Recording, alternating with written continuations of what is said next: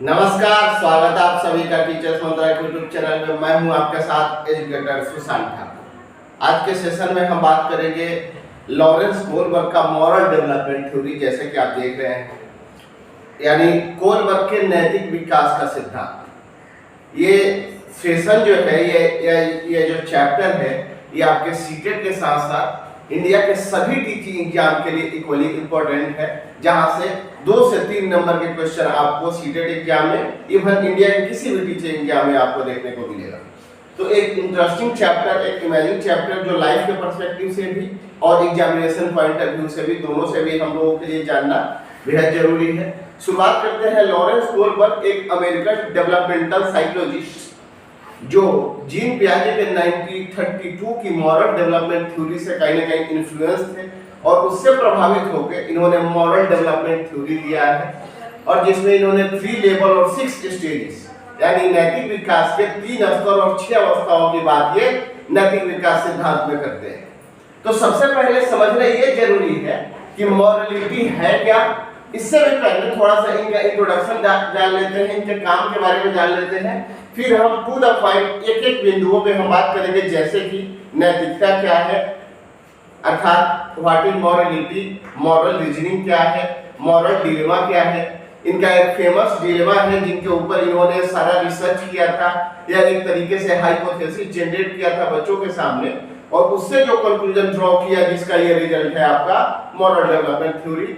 उस high dilemma के बारे में हम बात करेंगे, और फिर इनकी फाइनल जो 3 लेवल और 6 स्टेजेस उस डिलेमा की मदद से, या ये जो ऑब्जर्वेशन से जो निकल के आई है, उस पर हम बात करेंगे। तो एक American developmental psychologist Lawrence Kohlberg, जिनका जन्म 1927 में 1927 में हुई थी, और 1987 में 1987 में इनकी डेथ हो गई। He influenced to Piaget 1932 moral development theory। ये आपके प्रभावी थे जीन पियाजे के नैतिक विकास के सिद्धांत से, जो 1932 में आई हुई थी। हालांकि जीन पियाजे जो है वो कॉग्निटिव डेवलपमेंट थ्योरी के लिए फेमस है, लेकिन 1932 में उनकी मॉरल डेवलपमेंट थ्योरी भी आई थी, जिससे प्रभावित होकर लॉरेंस कोलबर्ग ने अपने इस थ्योरी को दिया है, एक तरीके से ऑब्जर्वेशन किया। He given 3 level and 6 stages in moral development theory। यानी इस थ्योरी में, इस सिद्धांत में इन्होंने 3 स्तर, नैतिकता के 3 स्तर और 6 अवस्थाओं की बात करते हैं कि कैसे अलग अलग स्टेज में जो मॉरलिटी है वो अलग अलग चीजों पे निर्भर करती है, उसके ऊपर बात करेंगे।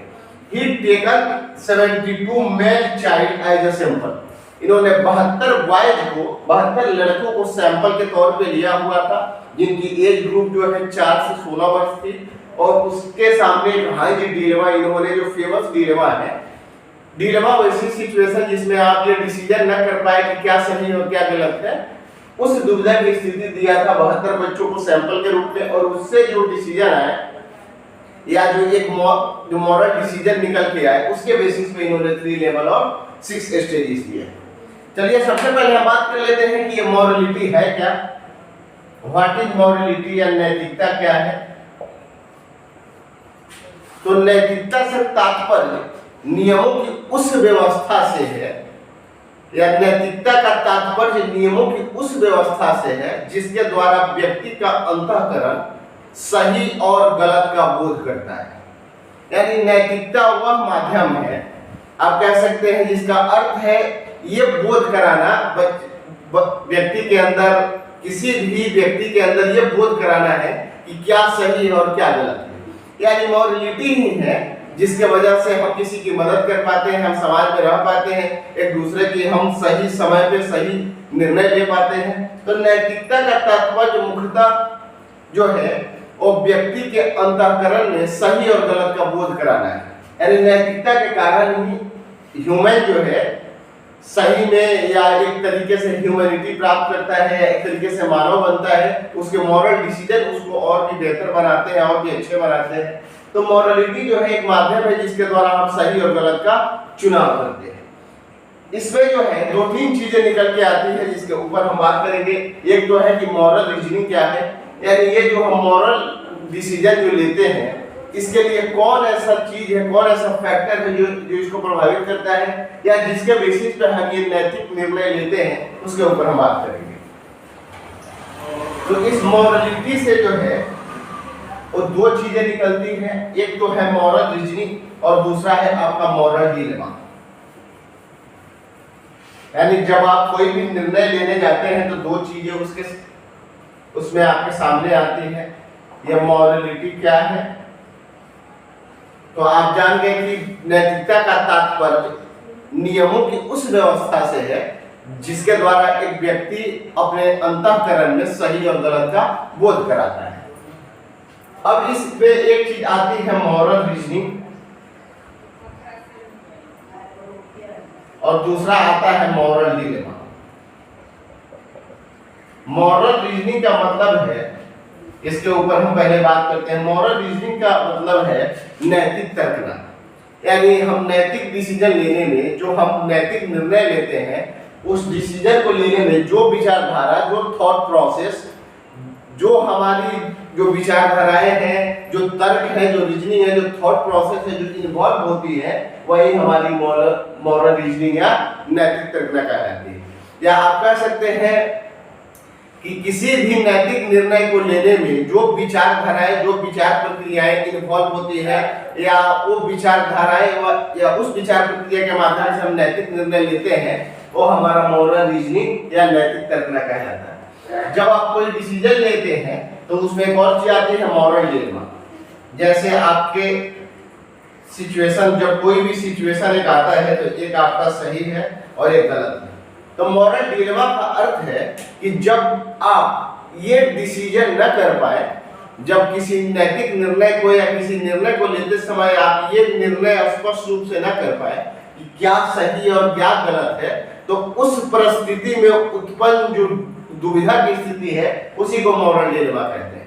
यानी नैतिक निर्णय लेने के समय स्पष्ट निर्णय न ले पाना मॉरल डिलेमा कहलाता है। नैतिक दुविधा की स्थिति है जिसके ऊपर इनका पूरा थ्योरी बेस्ड है। तो मॉरल रीजनिंग है कि आप जब मॉरल डिसीजन लेते हैं, उसमें जो थॉट प्रोसेस, जो विचार प्रक्रिया है, जो रीजनिंग, जो थॉट आपकी इन्वॉल्व है, और मॉरल रीजनिंग है। और मॉरल डिलेमा का अर्थ है कि आप नैतिक दुविधा में हैं, आप इधर जाए कि उधर जाए।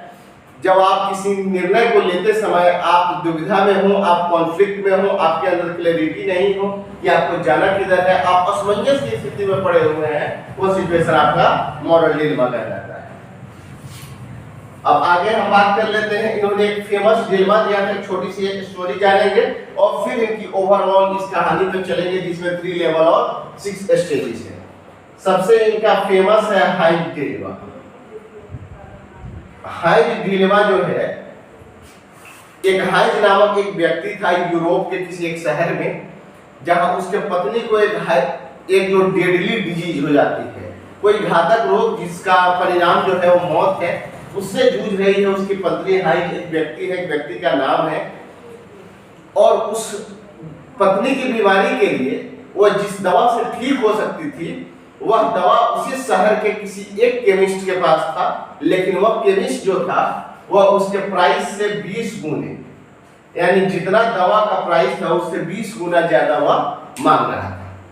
वह केमिस्ट के पास गया, उन्होंने बहुत विनती की, बहुत रिक्वेस्ट की, लेकिन केमिस्ट ने इसकी एक नहीं सुनी और 20 गुना का जो प्राइस है उस पर वह अड़िग रहा। इसने कहा कि हम जो है आधे पैसे आपको अभी चुका देते हैं। इन्होंने कुछ पैसे रिश्तेदारों से, आसपास पड़ोसियों से आधे पैसे किसी तरीके से, क्योंकि हाँ एक लोअर इकोनॉमिकल बैकग्राउंड से बिलोंग करता था, फाइनेंशियली जो इनकी स्टेटस थी वो ठीक नहीं थी, तो ये आधे पैसे किसी तरीके से उपाय जुगाड़ कर पाया। आधे पैसे इनके पास नहीं है, तो ये कहा कि हम आधे पैसे अभी दे देते हैं और आधे पैसे आपको धीरे धीरे हम चुकता कर देंगे। पर केमिस्ट ने इसकी बात सुनी ही नहीं। उसने कहा कि हम दवा तभी देंगे, मेडिसिन तभी देंगे जब हमको ये पूरी प्राइस मिलेगी। अब सिचुएशन ये आती है, इन्होंने जो 72 बॉयज को सैंपल के तौर पे लिया था, जिनकी एज ग्रुप थी 4 से 16 वर्ष के बीच।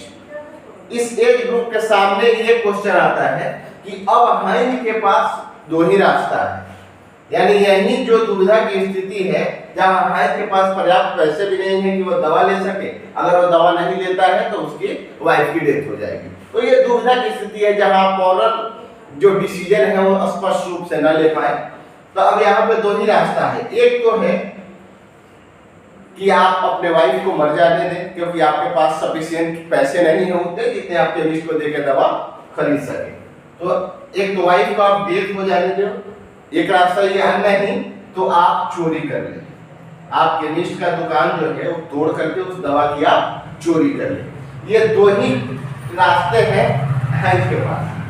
ये हाइपोथेसिस जो है गोल्डबर्ग ने जो 72 बॉयज को सैंपल के रूप में लिया हुआ था उसके सामने रखी और इसमें 3 प्रश्न किए कि क्या जो हाइज था उसको चोरी करनी चाहिए थी, या दूसरी एक चीज है कि अगर वो चोरी भी करता तो क्या उसको पुलिस के सामने सरेंडर कर देना चाहिए था।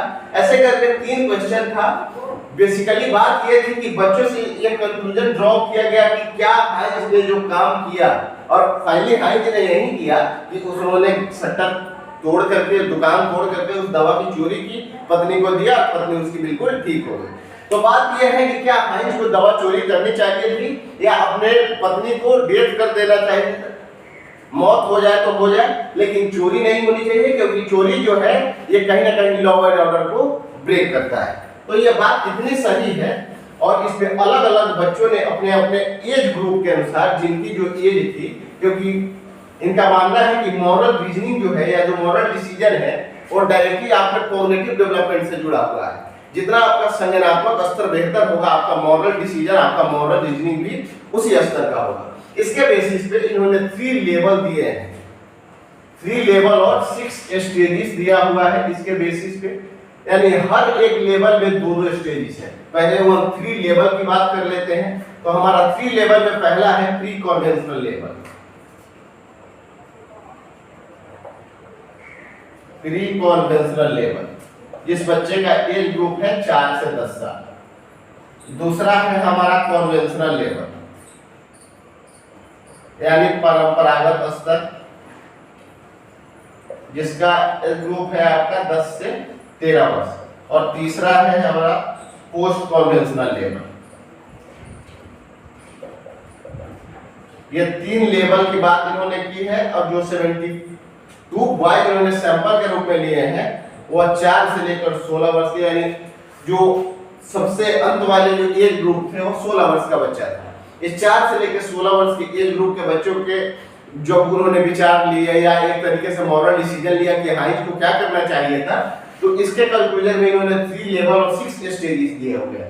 ये 3 लेवल है आपका प्री कन्वेंशनल लेवल, जिसको पूर्व परंपरागत स्तर, परंपरा से पूर्व बच्चे को क्या ट्रेडिशन है, क्या परंपरा है, दुनिया में क्या सही है क्या गलत है इसका पता नहीं है, इसकी मॉरलिटी जो है कोई एक्सटर्नल इंपोज होती है। इसके ऊपर हम जब बात करेंगे तो बेहतर बात करेंगे। कन्वेंशनल लेवल यानी परंपरागत स्तर, जो कन्वेंशन में है, जो रूढ़िगत है, जो चल रही है समाज में, उसको फॉलो करने वाला कन्वेंशनल लेवल। और पोस्ट कन्वेंशनल लेवल यानी उत्तर या पश्चिम परंपरागत स्तर, जो ये बात करता है या इस तरीके की विचारधारा रखता है कि अगर कोई एक रूल, अगर कोई एक सिस्टम जो जिससे ह्यूमैनिटी के एक बड़े सेक्शन का या सोसाइटी के एक बड़े सेक्शन का अगर भला नहीं हो पा रहा हो या उससे नुकसान हो, तो उसको रैंडमली चेंज किया जाना चाहिए। अब इस हर एक लेवल में 2-2 स्टेजेस दिए हैं, उसके ऊपर बात करेंगे। सबसे पहले प्री कन्वेंशनल लेवल में बात कर लेते हैं। तो प्री कन्वेंशनल लेवल में आपकी 2 स्टेज, हम बात कर रहे हैं स्टेजेस की। 3 लेवल है, इस 3 लेवल में हर में 2 स्टेजेस है, इसलिए कुल मिला के 6 स्टेजेस है। तो पहला स्टेज जो है हमारा वो है obedience and punishment orientation. Obedience and punishment orientation, जिसको दंड और आज्ञाकारिता अभिविन्यास करके बोलते हैं। इसका अर्थ है कि प्री कन्वेंशनल लेवल में बच्चा का मॉरलिटी जो है, नैतिकता जो है, उसका कोई भी एक निर्णय जो है वो इस बात पर डिपेंड करता है कि वो उस काम के लिए ओबीडियंस है या पनिश किया गया है, यानी उसको पुरस्कार दिया गया है या उसको पनिश किया गया है। इस बात पे उसकी मॉरलिटी डिपेंड करती है, क्योंकि प्री कन्वेंशनल लेवल में जो मॉरल जो मॉरलिटी है या जो नैतिकता है वो एक्सटर्नल इम्पोज है, बाहर से रखी गई है। जिस काम के लिए बच्चे को पनिशमेंट मिलती है, बच्चे के अनुसार वो काम गलत है, चाहे वह अच्छा काम ही क्यों ना हो। अगर चोरी करने पे भी अगर पेरेंट्स द्वारा, माता पिता द्वारा अगर बच्चे को शाबाश कहा जाता है तो बच्चे को जो है पॉजिटिव फीडबैक मिलती है, उसको लगता है कि चोरी करना अच्छी चीज है। क्योंकि इस एज में जो 4 से 10 साल के बच्चे हैं, इनका अपनी कोई जो मॉरलिटी है या अपना कोई जो मॉरल डिसीजन है वो बेहतर नहीं होता। इसका बेस होता है कि आप उसको किस बात के लिए पुरस्कृत कर रहे हैं, शाबाशी कर रहे हैं, चॉकलेट दे रहे हैं, वेरी गुड कर रहे हैं, और किस बात के लिए आप उसे पनिश कर रहे हैं, दंड दे रहे हैं। तो ये पहला है आपका stages, obedience and punishment orientation, और दूसरा है इसमें म्यूचुअल एक्सचेंज ओरिएंटेशन। दूसरा है म्यूचुअल एक्सचेंज ओरिएंटेशन, जिसके कई नाम हैं। इसके इंस्ट्रूमेंटल पर्पस ओरिएंटेशन भी इनको बोल दिया जाता है, इंस्ट्रूमेंटल पर्पस ओरिएंटेशन, या आपका इंडिविजुअलिज्म एंड एक्सचेंज ओरिएंटेशन।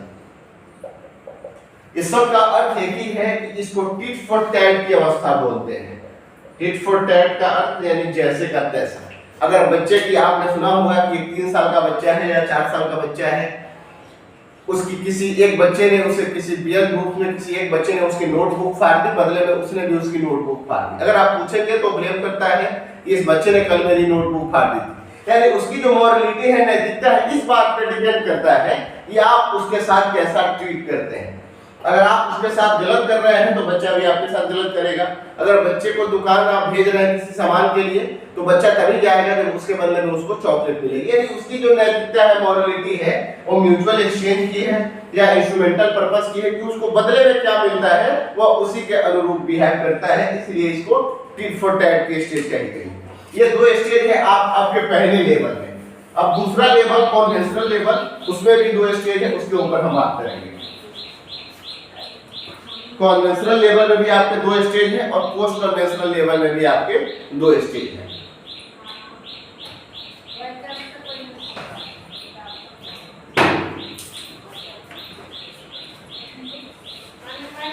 अब हम बात करने वाले हैं कन्वेंशनल लेवल की जो 2 स्टेजेस है उसके ऊपर, यानी परंपरागत जो स्तर है।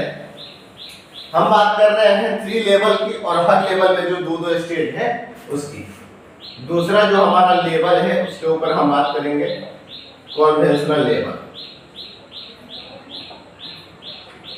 कन्वेंशनल लेवल जिनका एज है बच्चे का 10 से 13 वर्ष। इसकी जो स्टेजेस है वो 2 स्टेज है, या कुल मिला के जो तीसरी स्टेज है तो उसके ऊपर बात करेंगे। तो तीसरा जो हमारा स्टेज है वो है good boy and nice girl orientation. Good boy nice girl orientation, यानी अच्छा लड़का अच्छी लड़की कहलाने के लिए जब आप नैतिक बिहेवियर करते हैं, जब आप नैतिक व्यवहार करते हैं, आप अपने अंदर नैतिकता लाते हैं ताकि आपके माता पिता जो है आप पे प्राउड फील कर सके, सोसाइटी के आसपास के लोग आप पे प्राउड फील कर सके, आपको अप्रिशिएट कर सके।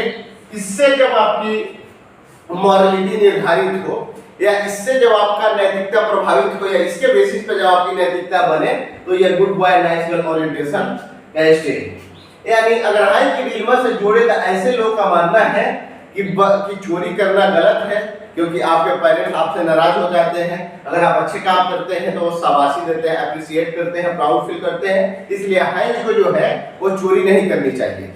हालांकि इनका अपना कोई बहुत बड़ा परसेप्शन इसमें या एक तरीके से थिंकिंग प्रोसेस इन्वॉल्व नहीं है, बल्कि इनका मॉरलिटी का एक ही आधार है, एक ही बेस है कि किस बात के लिए इनके पेरेंट्स जो है इनके प्राउड फील करते हैं, इनको अप्रिशिएट करते हैं, इनकी प्रशंसा करते हैं। चौथा जो हमारा स्टेज है इसमें वो है लॉ एंड ऑर्डर या legal orientation. Law and order या लीगल ओरिएंटेशन, यानी ऐसे लोग जिनका यह मानना है क्योंकि यह कन्वेंशनल लेवल है। कन्वेंशनल लेवल की जो परंपरागत जो वर्तमान में है, जो रूढ़ियां, जो सिस्टम, जो चीजें, जो रूल रेगुलेशन, जो नॉर्म्स, जो स्टैंडर्ड सोसाइटी में चल रही है उसको फॉलो करने वाला या उसको मानने वाला। तो लॉ एंड ऑर्डर है इसका। ऐसे लोग का मानना था, हेंज के डिलेमा के अनुसार बात करें तो 72 बॉय के सैंपल के रूप में, कि जो लॉ एंड ऑर्डर है वो ब्रेक होगा।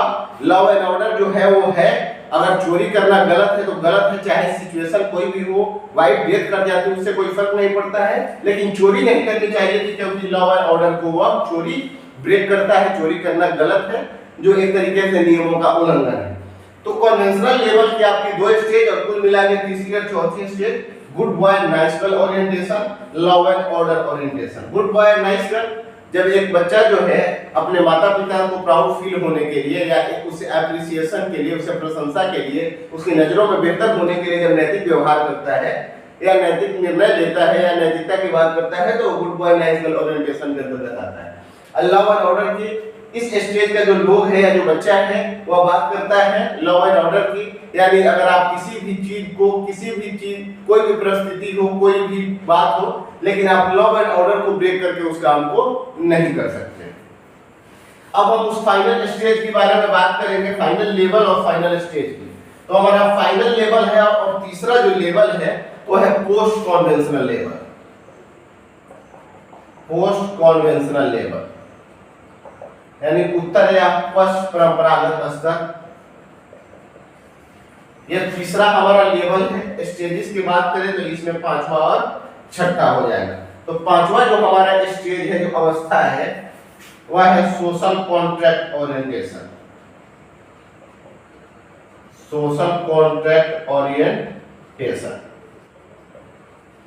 यानी ऐसे लोग, अब ये पोस्ट कन्वेंशनल लेवल में बच्चे हैं जिनका एज ग्रुप है 13 से 16 वर्ष, आप इनको एडोलेसेंट में भी काउंट कर सकते हैं। जो पोस्ट कन्वेंशनल लेवल में है यानी परंपरा से बाहर है, अब ये जो दुनिया को देख रहे हैं, ऑब्जर्व कर रहे हैं, चीजों को समझ रहे हैं, अपने भी कुछ रूल्स ये जो है और फॉर्म कर पा रहे हैं। ऐसे लोग या ऐसे व्यक्ति जो इस एज ग्रुप में है, अगर हाइल की थ्योरी के अकॉर्डिंग में बात करें तो इनका मानना है कि कोई एक ऐसा नियम, कोई एक ऐसा रूल्स, कोई एक ऐसा स्टैंडर्ड, कोई ऐसा मानक सोसाइटी में चली आ रही हो जिसके माध्यम से अगर ह्यूमैनिटी का या उस सोसाइटी के एक बड़े सेक्शन का अगर बेहतरी नहीं हो पा रहा हो, भला नहीं हो पा रहा हो, तो उस रूल्स को, उस नियम को, उस स्टैंडर्ड को, उस मानक को चेंज किया जाना चाहिए रैंडमली। क्योंकि ऐसे ये बच्चे जो है 13 से 16 अभी एडोलेसेंट में चले गए हैं, इनको अगर लगता है कि केमिस्ट जो है अगर दवाओं का प्राइस अपने प्राइस से 20 गुना मांगता है, इसका मतलब जो गलत है। अगर वह नहीं देता तो हाइंज की जो वाइफ थी उसकी डेथ हो जाती। तो कहीं ना कहीं अगर कोई एक चीज है जिसमें अगर पाबंद नहीं लग रही है कि जो मर्जी जो इस समाज में कर सकता है, अपनी चीजों की कीमत और जो मर्जी रख सकता है, तो हाइंज भी अपनी पत्नी को, अपनी वाइफ को बचाने के लिए कुछ भी डिसीजन ले सकता है, उसके अनुसार भी कोई गलत चीज नहीं। यानी सोशल कॉन्ट्रैक्ट ओरिएंटेशन का मतलब तो उसका यह स्पष्ट मानना है कि अगर कोई रूल, अगर कोई नियम, अगर कोई स्टैंडर्ड जो वर्षों से चली आ रही हो, उसके माध्यम से अगर समाज के एक बड़े ह्यूमैनिटी सेक्शन का, बड़े भाग का अगर भलाई नहीं हो पा रहा हो, बेहतरी नहीं हो पा रहा हो, तो उस रूल्स को, उस नॉर्म को सडनली और रैंडमली चेंज किया जाना चाहिए। इसका छठा स्टेज है universal ethical principle. Universal ethical principle ऐसे लोग जो नैतिकता के मैक्सिमम लेवल पे होते हैं, ऐसे लोग जो हैं वो विश्व के लगभग 1-2% लोग हैं जो यूनिवर्सल एथिकल प्रिंसिपल या इस हायर लेवल पे पहुंच पाते हैं। इनके अनुसार जो चीजें सही है वो सही है। जैसे अगर आप रामायण आपने देखी होगी तो रामायण का आप एक कैरेक्टर ले सकते हैं जो रावण के एक भाई था विभीषण, आप उसका कैरेक्टर ले सकते हैं। क्योंकि रामायण जो है वो सिर्फ देखने और सुनने की चीज नहीं है, बल्कि एक तरीके से सीखने की चीज है। तो वहां यूनिवर्सल एथिकल प्रिंसिपल का सबसे बड़ा उदाहरण था कि अगर विभीषण को लगता है कि उसका भाई अगर गलत है तो उसका भाई ही क्यों ना हो वह उसका विरोध करेगा। ये आपका यूनिवर्सल एथिकल प्रिंसिपल है। कहने का अर्थ है यूनिवर्सल एथिकल प्रिंसिपल का या इस स्टेज में के जो लोग हैं उनका ये मानना है कि जो चीजें सही है वो सही है, चाहे वो घर के लोग हो, पड़ोसी हो, कोई भी रिश्तेदार हो, उससे फर्क नहीं है। जो चीजें वास्तविकता में है, जो चीजें सही है, जो रूल्स है वो सबके लिए है। वो किसी एक के लिए, वो कितना भी खास हो, कितना भी अपना हो, उसके लिए आप ब्रेक नहीं कर सकते। ये आप कह सकते हैं कि जो मॉरलिटी है, नैतिकता है, उसके हायर लेवल के जो लोग हैं यहाँ 1 से 2% लोग पहुंच पाते हैं जो इस स्तर की मॉरलिटी रखते हैं। तो ये तीन हमारा लेवल, प्री कन्वेंशनल, कन्वेंशनल और पोस्ट कन्वेंशनल, जिसमें 6 स्टेज, हर एक लेवल में 2 स्टेज। पहले लेवल में हम लोगों ने 2 स्टेज की बात किया, ओबीडियंस एंड पनिशमेंट ओरिएंटेशन, दूसरा म्यूचुअल एक्सचेंज या इंस्ट्रूमेंटल पर्पस या इंडिविजुअलिज्म एंड एक्सचेंज ओरिएंटेशन। दूसरा हमारा कन्वेंशनल लेवल जिसमें 2 stage, good boy and nice girl orientation, और चौथा हमारा लॉ एंड ऑर्डर या लीगल ओरिएंटेशन। तीसरा है हमारा लेवल पोस्ट कन्वेंशनल लेवल जिसमें 2 स्टेज, सोशल कॉन्ट्रैक्ट ओरिएंटेशन या साथ ही साथ छठा जो हमारा है वो यूनिवर्सल एथिकल प्रिंसिपल। ये 3 लेवल और 6 स्टेजेस जो है इन्होंने 72 बॉयज को लड़कों को सैंपल के तौर पे लिया, हाइज डिनोस के सामने प्रेजेंट की, और ओवरऑल 3 क्वेश्चन जो आप स्क्रीन पे देखे होंगे उस 3 क्वेश्चन ने उसके सामने इंपोज किया और उसके बेसिस पे ये सारा कंक्लूजन इन्होंने ड्रॉ किया था। जो ये प्रभावित थे लॉरेंस गोल्डबर्ग 1932 के पियाजे के मॉरल डेवलपमेंट थ्योरी से। अंत में एक बात, इनके कुछ क्रिटिक्स भी हैं, यानी इन्हीं की एक स्टूडेंट, इन्हीं की एक शिष्य जिनका नाम है कैरोल ग्लीगन।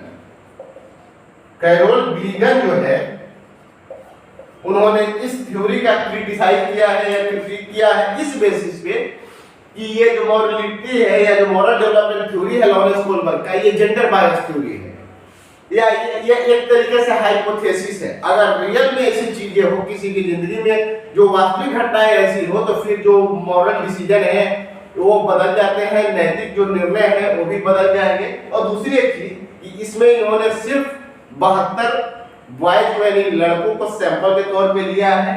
अगर लड़कियां या इनके कहने का अर्थ है कि औरत का या जो वीमेन है उनको किसी चीज के देखने का जो पर्सपेक्टिव है और एक मेल का जो किसी चीज को देखने का पर्सपेक्टिव है, वो दोनों में अंतर है। क्योंकि फीमेल जो है वो ज्यादा एक तरीके से माया की दृष्टि से किसी चीज को देखती है या एक तरीके से इमोशनल होती है, तो इनका प्रभाव इनके डिसीजन पे पड़ता। अगर यहाँ पे फीमेल जो बॉय है या जो फीमेल कैंडिडेट है अगर वो सैंपल के रूप में होते, तो एक नाम याद रखना, आपसे नाम पूछता है तो कैरोल ग्लीगन है, इन्हीं की स्टूडेंट थी जिन्होंने इनके क्रिटिसाइज किया है 2 बेसिस पे। ये थ्योरी जो है जेंडर बायस है, और दूसरी एक चीज है ये थ्योरी जो है ये कहीं ना कहीं आपकी एक हाइपोथेसिस है, परिकल्पना है। अगर ये रियल इंसिडेंट हो रियल लाइफ में तो उसकी पर्सपेक्टिव में डिसीजन कुछ और हो सकते हैं। ये एक ओवरऑल कहानी थी मॉरल डेवलपमेंट से रिलेटेड। ये सेशन आप सीटेट या इंडिया की किसी भी टीचिंग एग्जाम को देने जा रहे हैं तो वहां आप देख के जाए, पढ़ के जाए। 2 से 3 नंबर के क्वेश्चन आपके एग्जाम में आएंगे तो आपको हेल्प करेगा। सीडीपी की मैं चाइल्ड डेवलपमेंट एंड पेडागोजी की बात कर रहा हूं। तो ये एक सेशन है, ये सेशन आपको कैसा लगा अपनी प्रतिक्रिया कमेंट बॉक्स में जरूर दें। इसके अलावा अगर इस चैप्टर से रिलेटेड किसी प्रकार की कोई डाउट हो तो आप कमेंट सेक्शन में पूछ सकते हैं। अगर आप चैनल पे नए हैं तो चैनल को सब्सक्राइब कर ले, बेल आइकन को प्रेस कर ले, क्योंकि सीटेट और ऑल इंडिया टीचिंग एग्जाम से रिलेटेड सभी जो एग्जाम है उसको टैकल करके, उसको टारगेट करके हर एक सीरीज चलाई जाएगी जिसकी नोटिफिकेशन आप तक पहुंच जाए। इसके लिए सब्सक्राइब आप जरूर कर लीजिए। मिलते हैं कल एक नए सेशन में एक नए ऊर्जा और नई एनर्जी के साथ। तब तक आप अपना ख्याल रखें, निरंतर पढ़ाई करते रहें। Good bye and take care.